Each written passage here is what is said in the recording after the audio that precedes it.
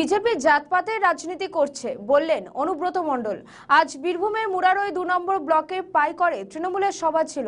সেই সভায় অনুব্রত মণ্ডল বিজেপির নাম না করে বলেন, মমতা বন্দ্যোপাধ্যায় থাকলে আমরা থাকবো, মমতা বন্দ্যোপাধ্যায় না থাকলে আমরা থাকবো না। এই জল্লাদের দল আবার ক্ষতি করবে, আবার এনআরসি আনবে, আরও কোনো ক্ষতি করার চেষ্টা করবে বলে কটাক্ষ করেন তিনি। এই এলাকায় মিমের সংগঠন যে বাড়ছে তাও তার কথায় বোঝা গেল। এদিন সিপিএম ছেড়ে বেশ কিছু কর্মী তৃণমূলে জয়েন করছেন মুরারই 1 নম্বর ব্লকে শ্রীরামপুরের সিপিএম থেকে শাহিন শেখ, পিন্টু শেখ, বাদের শেখ,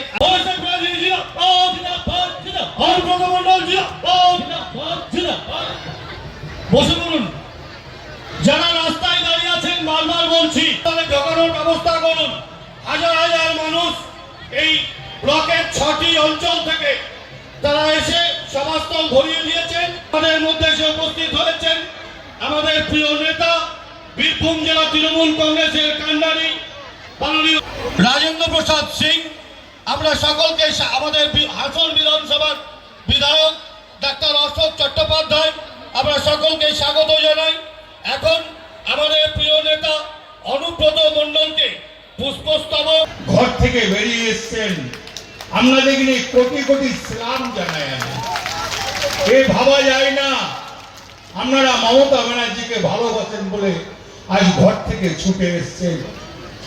আমার চেয়ে যারা বড় আমার প্রণাম নেবেন, আমার চেয়ে যারা ছোট আমার অন্তরের ভালোবাসা নেবেন। ভয় পাবেন না, ভয় পাওয়ার দরকার নাই। মোদি তুমি মুসলিমকে বাদ দেবে, তুমি ভয় দেখাবে মমতা ব্যানার্জিকে। তুমি ভাবলে আমি 2 কোটি মানুষ পশ্চিম বাংলাতে মুসলিম বাদ দিয়ে দেবো, তাহলে মমতা ব্যানার্জি জিততে পারবে না। তুমি মনে করলে শিডিউল ক্লাস শিডিউল টাইপ আমি বাদ দিয়ে দেবো, এটা পশ্চিম বাংলা, এখানে বাদ দেওয়া যায় না। আর তুমি বাদ দেবে, আমি বিহারের মতন দাঁড়িয়ে দাঁড়িয়ে দেখবো, আমি দিল্লির মতন দাঁড়িয়ে দাঁড়িয়ে দেখবো, আমি মহারাষ্ট্রের মতন দাঁড়িয়ে দাঁড়িয়ে দেখবো। আমি আঙুল চুষবো আর তুমি লেবু চুষবে? হ্যাঁ, আমরা মরে গেছি নাকি? নাম তৃণমূল কংগ্রেসের নেত্রীর নাম মমতা ব্যানার্জি, সেনাপতির নাম অভিষেক ব্যানার্জি। চ্যালেঞ্জ করলাম, ইনশাল্লাহ যতদিন জীবন থাকবে পশ্চিম বাংলার কোন মানুষ বাইরে যাবে না।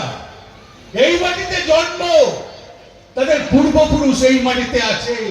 কি অন্যায়! নামটা মুসলিম, নামটা শিডিউল ক্লাস, নামটা বাদ দিয়ে তোমার লজ্জা লাগে না? তুমি জাতপাতের রাজনীতি করো, তুমি মমতা ব্যানার্জির সঙ্গে লড়াইয়ে পারছো না, তুমি উন্নয়নে পারছো না। তুমি কি করলে?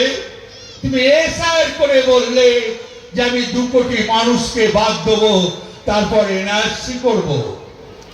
এরপর এনআরসি কবে করবে তাকিয়ে দেখতে চাই। আমরা মুরারই প্রিয় বাসিন্দা, আমাদের তো এখানেই জন্ম, এখানেই আমার মা বাবারা পূর্বপুরুষ এই মাটিতেই আছে। তাহলে এই মাটি ছেড়ে কোথায় যাব? এই মাটি ছেড়ে তো কোথাও যাব না, এই মাটিতেই থাকবো। লজ্জা লাগে না? ক্ষেত মজুরের চিন্তা ভাবনা মমতা ব্যানার্জি করে, বেকার ছেলে মেয়েদের চিন্তা মমতা ব্যানার্জি করে। তার জন্য 1,500 টাকা ভাতা, ক্ষেত মজুরের জন্য 4,000 টাকা ভাতা। আজকে বলতে পারেন 96টা প্রকল্প কোন রাজ্যে আছে? একজনা দাঁড়িয়ে বলে দিন তো।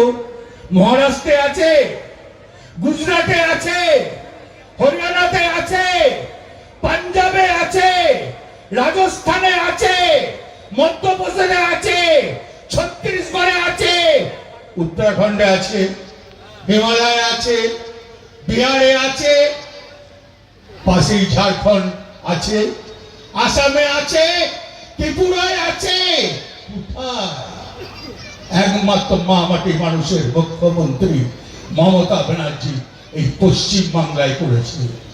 খেটে খাওয়া মানুষ কৃষকের জন্য, চাষির জন্য, দিনমজুরের জন্য, বেকার ছেলে মেয়েদের জন্য উন্নয়নের জোয়ার বয়ে দিয়েছে। এটা আমরা চোখে দেখতে পাই। আমরা দেখতে পাই স্বাস্থ্য সাথী, আমরা দেখতে পাই পথশ্রী।